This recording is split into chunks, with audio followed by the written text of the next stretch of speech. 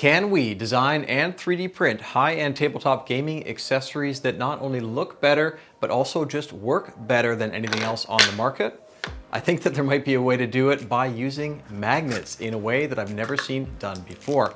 And we're looking for the best possible print results, so I have a brand new printer in my shop, one that I've wanted to try for a very long time, and I want to put it to the test on our prints today. So let's dive right in and see if we can create something really cool and useful. A couple of years ago, I made these really nice gaming trays from apple wood from a local orchard.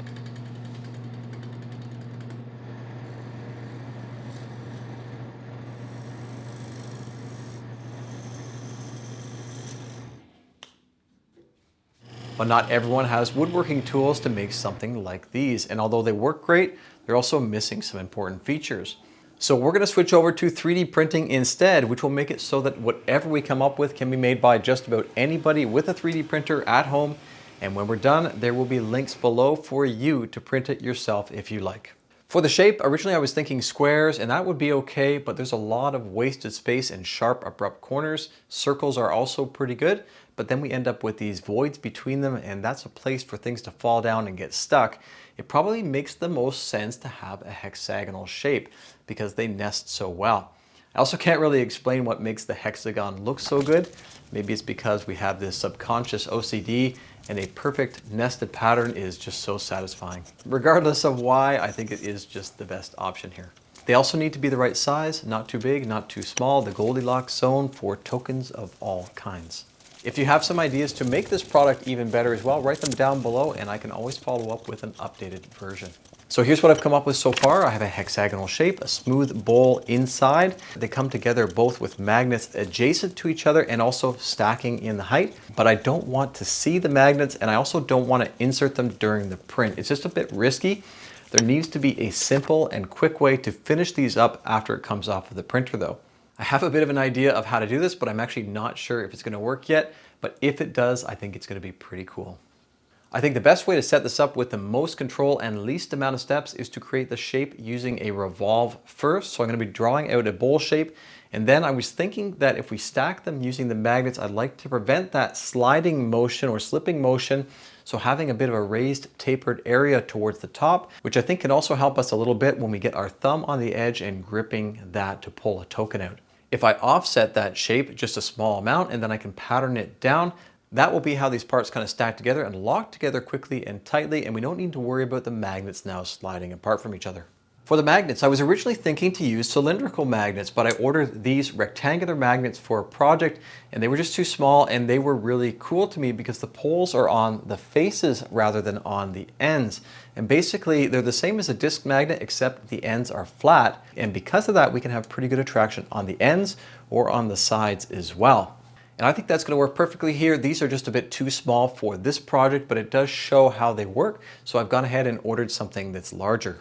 I've seen some tray designs on Etsy and they have small round exposed magnets on the sides, and when 3D printing it's hard to get those overhangs just perfect and also the fit just right so that they look good and that the magnets actually fit properly and that they're tight enough. Those small magnets are also prone to coming out because they're only in about 1/8 of an inch or so, or just a few millimeters. What we're going to do instead is have the magnets inserted in from below. There is still a little bit of a trick to get it to work just right, but my hope is that we'll be able to use just one magnet per side to stack, and that same magnet will allow us to bring them together on the table with enough attraction to not come apart. They also need to be able to come together in larger groups and not oppose each other. I've drawn the position of the magnet, but we'll need to keep in mind that the body has a slight curve, so we can't come too close or the cutout will come right through. And it looks like in this case it's going to work. And we need some clearance too. The magnet here is going to be 20 millimeters tall, 10 millimeters wide, and 3 millimeters thick. And if we use a 0.3 or 0.4 millimeters clearance, I think that's going to be just right. I don't think it's going to end up being too loose, but if it is, a little dab of adhesive, super glue, or whatever will work just fine. We can then pattern that feature around 6 times so we have the magnet on each side of the hexagon. I wouldn't mind having something that spices up the sides a little bit. They are fairly plain. So what I was thinking about was a traditional style of making doors called a raised panel, but we're going to do a 3D printing friendly version of it. So I'll create a sketch on the face and then offset a line about 3 millimeters. I'm going to create a plane along a path, and I'm looking for a chamfer or a bevel on the entry and exit. That way overhangs aren't a problem. We could sweep that along the sketch and then pattern that around 6 times. And I'll have this as one option and then the plain sides as another, because this design could also be printed with fuzzy skin and it should work perfectly on the outside, and then the inside will stay nice and smooth.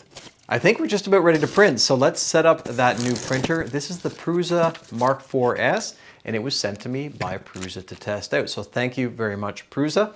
Prusa is one of the companies that has made all of this possible for us, and I've wanted to try one out since I started 3D printing about 7 years ago.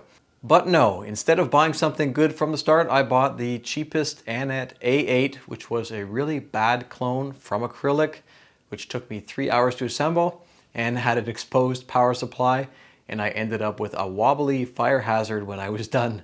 I originally wanted to try out the new Prusa Core 1, but since I've never tried a Prusa before, what I'd like to do instead is test out the Mark IV's as it is, and eventually I will convert it to a Core 1 if that's possible.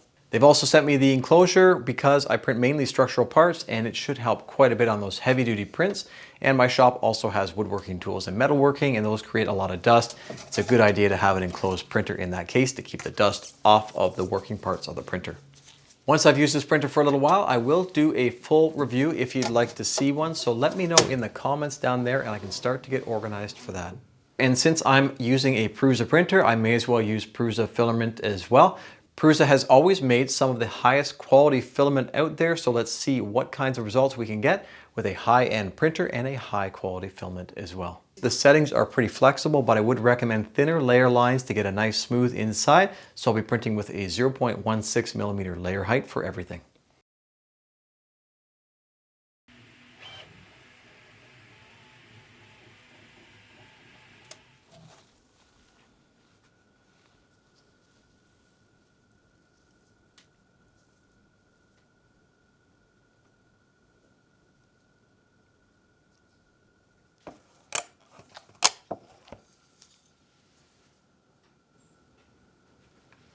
These are the 20 by 10 by 3 neodymium N35 magnets. Originally I bought 30 by 10 by 3, but they ended up being just a bit too big. The 20 seems to be just the right size.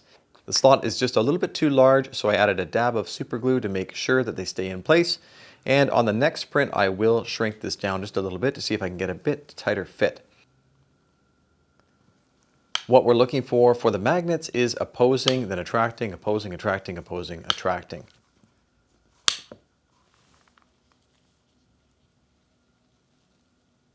It wouldn't be right unless we printed at least one in Prusa Orange.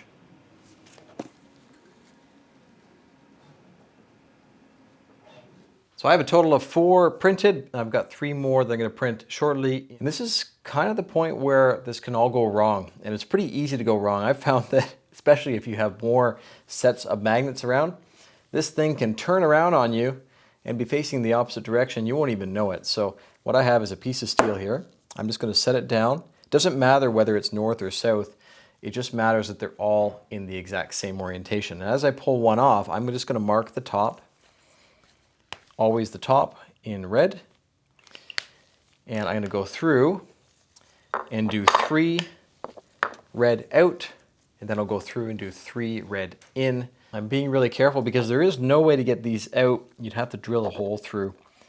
And I don't really want to do that.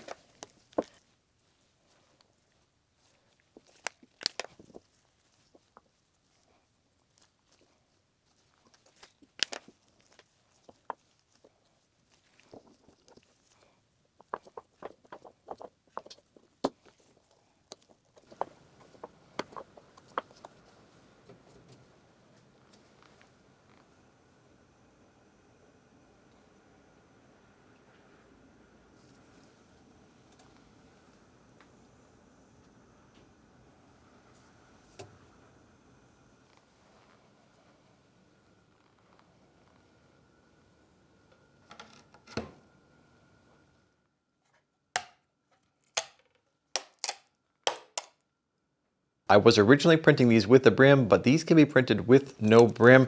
I just need to make sure that I use glue stick to guarantee that they don't come away from the build plate at all.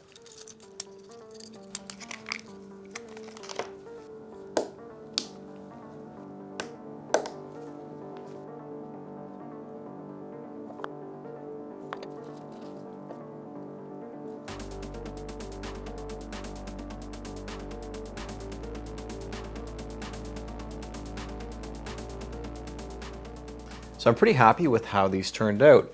The seam is not very visible. You can just barely feel it. The overall print quality is quite good. The sides are nice and smooth. I didn't even bother to calibrate any of the filaments on the Mark IV's. And I think that that comes down to the way that they make their filament. Have a look here on the box and you can see the variation. This is pretty cool. I don't know another manufacturer that does this. They tell you spool by spool what the variation is, plus or minus 0.018 millimeters. And here's another spool unopened of Galaxy Black. It's a different number, 0.014. Here's another one. This is a polycarbonate blend. And you can see that it is 0.021 millimeters. I'm going to scan this actually and see what pops up on my phone. It tells you when it was made, 2025, in January on the 5th. It tells you the exact length and the extruder temperature, the ovality. I don't know of any other company that does it this way, but it does make sense that Prusa actually uses their own filament to print their parts. They need their filament to be ultra precise, and we benefit from that as well. So pretty cool. So the time has finally come to see if these are actually the best modular gaming trays out there. And I can't be the judge of that. You are gonna have to judge me down in the comments there and with liking this video or subscribing to the channel as well. So let's give them a go. So first let's test how well they stack up with each other.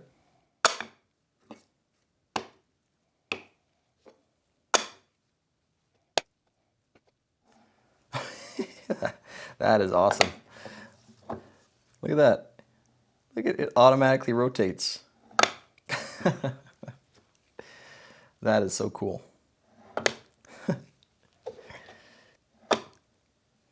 Awesome. That's a pretty strong attraction. Wow. So if you really tried, you could get them to come apart. Yeah, that feels good. And if you want to get them off, you can just peel them off or just rotate it. It comes off really easily.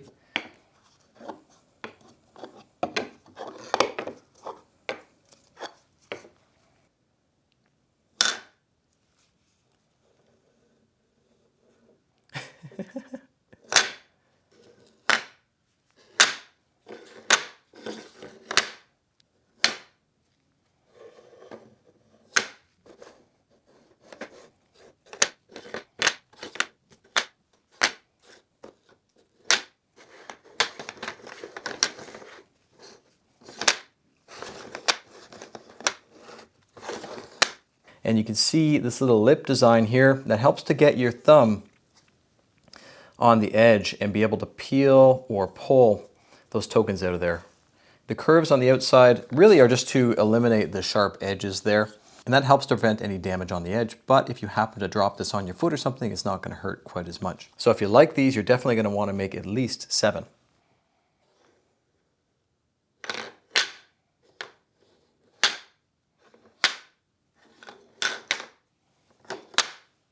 I've got the Terraforming Mars game.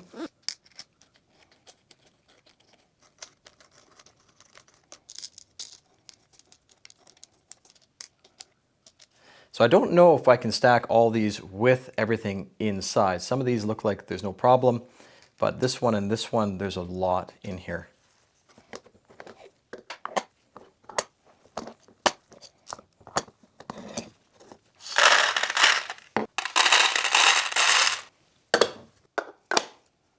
Everything that we possibly can put in there, and it stacks, and you can lift it from the very top. Not sure I'd recommend doing that. Probably just want to lift it from the side like that, but it works. Let me know what you guys think about this, whether you have any other improvements that you can think of that we can maybe add to this to make it an even better product. I finished printing 3 more. Each of these are a little bit different, and then I have a total of 10. And I have 1 more that I want to print, but I'm not sure if I can get it done by the time I need to release this video. And I'm calling these the crater. That's kind of what they look like to me, an impact crater with that edge that kind of comes up. So I've printed one with just a very, very light fuzzy skin. I think I would actually go a little bit heavier on the fuzz than this one. But taking a regular plain one, you can just add fuzzy skin around the contour and it will not add the fuzz on the inside, although I don't think with this one that it would be a problem if there was a bit of fuzz there either. This one here has that raised panel look to it. So this one turned out pretty good as well. Just adds a little bit of decoration there. This could be done maybe in a different color as well. I think that would look kind of cool if you had a multi-color printer. And the last one is basically the same as these ones. The only change that I made was on the width of the slot. We're really adding a little piece to the slot. It's a tiny little bulge, and that makes sure that when we put the magnet in, it fits nice and tight. I did not make any changes on the thickness of the slot because I don't want the magnet to go in and apply pressure to the outside. I want to make sure that those sides remain nice and flat and can come together and stay nice and tight together. So I'm going to have 4 options for download below. I'm going to have the raised panel here, and then the plane, and these are going to be the very gradual curve, really easy to pull tokens out. I also have 2 options, which again is a raised panel and then the plane, but it's going to be one that has a bit more storage, so not quite as much of a swooping curve, but you can put more inside of it and it's still going to work just fine. And they'll be able to stack, of course, so you can interchange them as you need to, or you can print all one or all the other one. If you like what you see and you want to help support this channel, I have links down there below to my Patreon page, and I also have a short list of affiliate links below for the products I use in my shop every day that I know perform well. And thanks to Prusa for sending over the Mark IV's printer.